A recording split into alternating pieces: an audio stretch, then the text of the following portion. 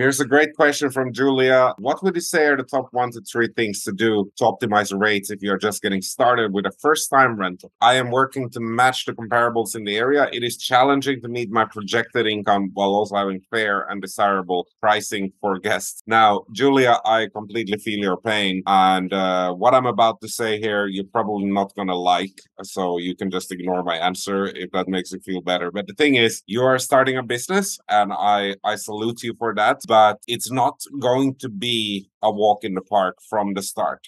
Sometimes it is, but usually when people start a business, it's definitely not. What you need to do is slowly over time build a reputation. And something that if you start with your first rental and it's your first property, there's tons of mistakes that your competition has made that you haven't made yet. And you need to make those mistakes. Now, those mistakes are going to be costly. I'm not sure what those are, but just to name an example, you might have bad photos.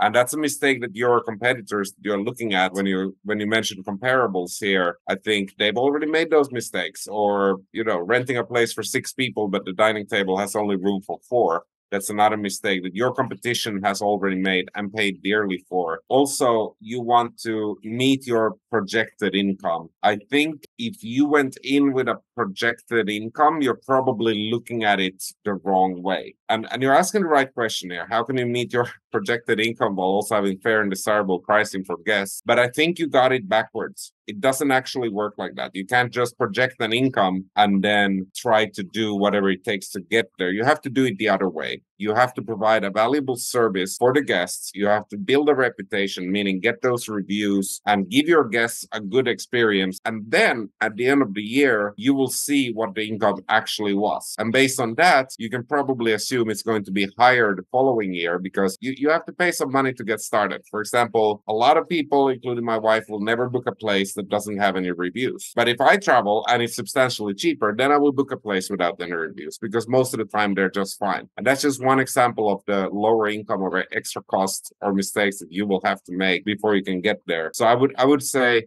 just change the mindset, start focusing on the guests and make sure that the property works for them. And then you'll see what the income is later on. Based on that, you can make a projection for year 2, but don't stress too much about what you project for year 1, because if you're comparing yourself to someone who's been in the market 5 years and already paid the costs and paid for those mistakes, you're going to be in for a rough wake-up call, maybe literally in the middle of the night when the toilet is clogged.